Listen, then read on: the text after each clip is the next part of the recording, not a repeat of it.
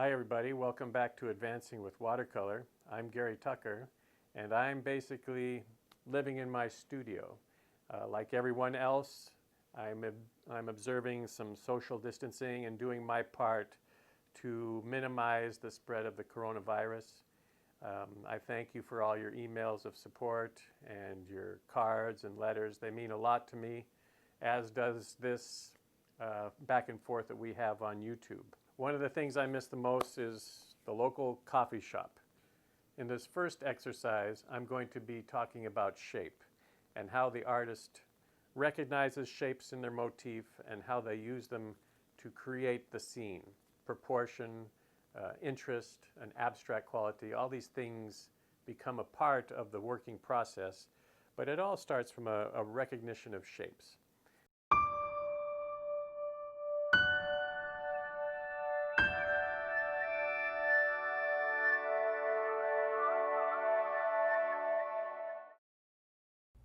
Well, I'm starting out by showing you a picture of the Pavement Cafe. That's going to be my subject for today. And I want you to see it. It's in a backlit condition, so we can see the lights and darks. Here, the lights and darks are exaggerated so that we see our motif in almost two tones. And this is a very helpful way to understand your subject when you're looking at it, to really simplify those lights and darks.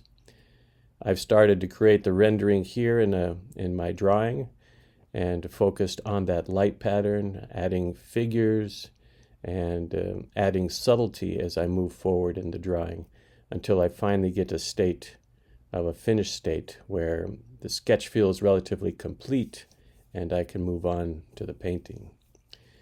So I'm starting the watercolor at this point, and I'm going to be doing some light washes in this first stage. In this particular video, I'd like to talk about how the artist looks at nature. And in those sketches, I think you were able to tell that one of the first things we look at, that we try to see in our subject, is a simplicity in shape. And the particular lighting condition that you saw in the photograph and in my sketch, I think makes this more clear. In seeing your subject in terms of lights and darks and in combination of simple shapes, makes your approach, even to a very complicated subject, much easier. So in this, as I'm sketching and thinking about my subject, that's one of the first things I look for, are those big shapes that make up the motif. Often it means taking shapes that are next to each other and similar in tonality and joining them. For example, in today's work, the main shapes for me were the window where the light is coming in, a tabletop that's catching the light, another countertop that's catching the light, and the rest of it is the path of light that actually becomes an important shape in this painting.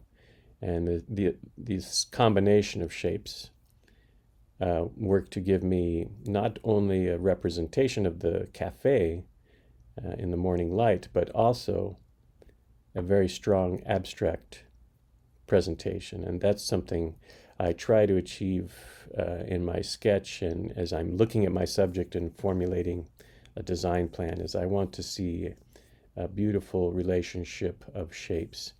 And I think that is a very a notion which deals with the abstract quality of our piece. Even though it's going to become a recognizable object, we do try to see it in somewhat abstract terms. So I am looking at windows, tables and chairs, people, etc. But my first step into the painting is to show them simply as shapes. And I might rearrange them or I might adjust them so that they're more interesting as shapes. Technically, what you see me doing now is setting the high notes, the light tones of the painting. I'm adding some bright colors, some bright hues, that will be representative of the light as it's moving across the scene. And I'm also isolating the whites. I'm trying to distinguish a few whites that will remain throughout the course of the painting. And I'll use those to create a high tonal contrast between my main subject of figures and the tabletop behind them. So the painting is dried off here now. You can see the colors lightened a bit.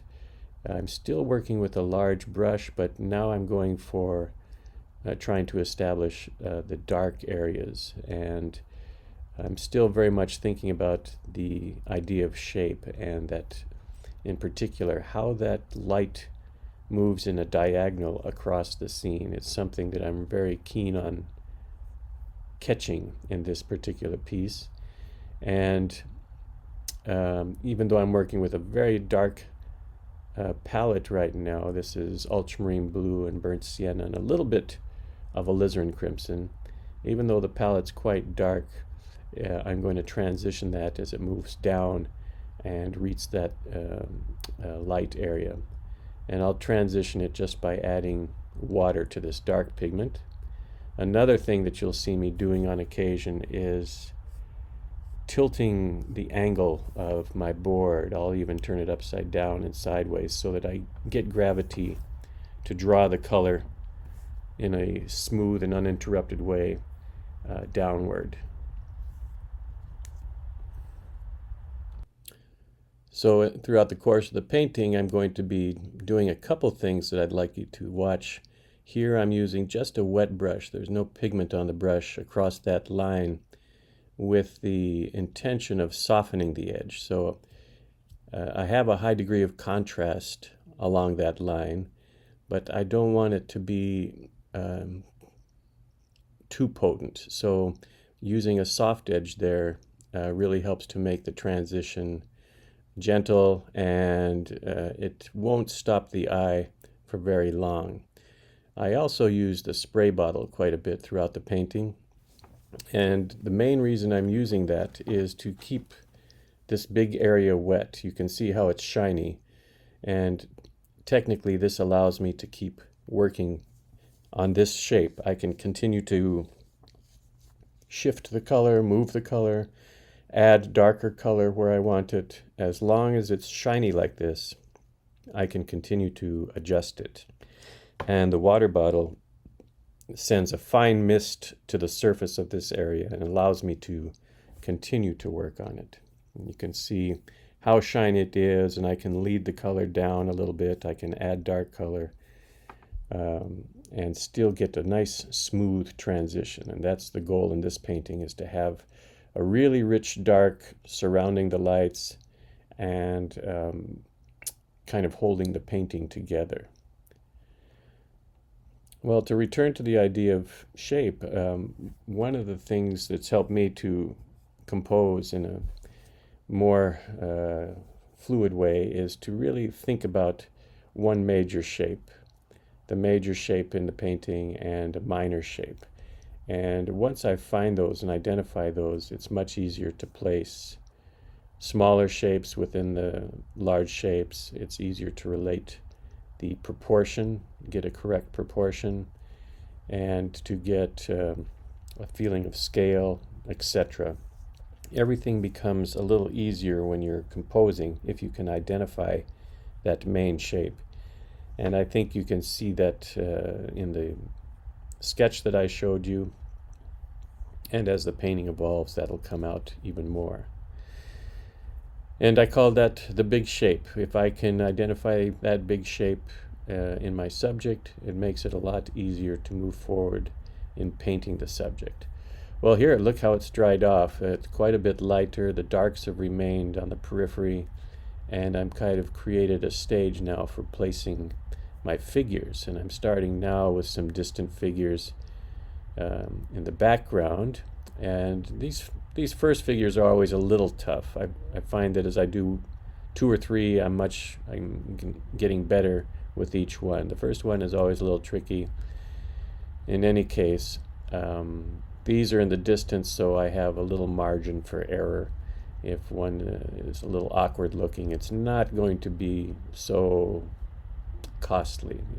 If I did that on my main figure, it would be a little more, it would make the painting a little less beautiful. So anyway, I'm building the figures. I'm overlapping the figures in this case, which is a good strategy.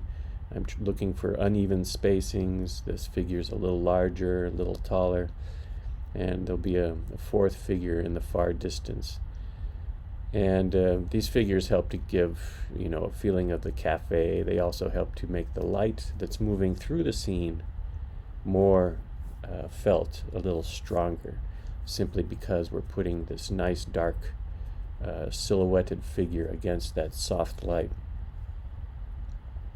And of course, it's very much a part of the motif, this genre of coffee shop. It's a part of the subject that I like very much is seeing some people enjoying a coffee or reading or studying or talking and enjoying a quiet moment in this cafe. The light, of course, plays a big role. I'm placing shadows now across the table, and the passage of light behind is quite important. In fact, this is sort of creating the stage of my subject, and in that sense, I've had to keep it kind of light behind and very dark surrounding top and bottom, so that light feels more concentrated. So I've been using a lot of soft edges in the background, and in the figures I've been using hard edges, which are created by wet brush on dry paper. Now I want to get into some dry brush, which is taking advantage of the rough paper and creating some broken marks. These broken marks create a definition, but they also create a feeling of light passing through. So they're very helpful for defining something in sort of a organic or interesting way, and they help to contrast against all the soft edges and the hard edges as well. And I'll start to place some detail now in the background just to give a little reference to the cafe itself, which displays a lot of original artwork throughout the year. Also gives a feeling of the surface in the background and a little bit of variety and interest back there, and makes those shadows feel more transparent, which is a big plus. So this is the stage now where we've gone beyond that first impression of a big shape and some smaller shapes, and really starting to add complication, add nuance, add interest to this background, or to this base of a couple big shapes that are created by our lights and darks. So typically artists will work that way, from a large shape in their composition to the smaller shapes, and they'll also build the painting up that way too, from a big passage to the smaller passages. And now you see me working with a small brush, adding some detail, some bright color. I try to keep I'm reserving the bright colors and the sharp, dark edges for this forward figure. But as I finish up the painting, I'm adding touches of white. And this is watercolor paint, transparent watercolor made by Holbein. You can find a description and a link. If you look at the description below the video, you'll find the palette that I'm using and the colors and the brushes all listed below. And this little accent of color is just to regain some of the edges that were lost in the painting. And here you can see the finished piece and the atmosphere that's created by this combination of edges. What really helped me to put this piece together is that awareness of that big dark passage and how it moves throughout the scene and isolates the big light shapes in the painting, And once more, I want you to look at this photo to see how how an artist will look at a scene initially, is just to see it almost as two tones, a light and a dark. And from here, start to establish the composition and move forward in the painting. Well, thank you for joining me, everyone. I hope it was a good presentation on how the artist sees and utilizes shape. I'll be spending the next few weeks working with the subject, the genre of interiors, and we'll have a chance to talk about not only shape, but color, lights and darks, edges, watercolor technique. All these things will come out through the exercise of this motif. So I appreciate you taking the time to like this video, and I appreciate the time you take to respond through the comments section.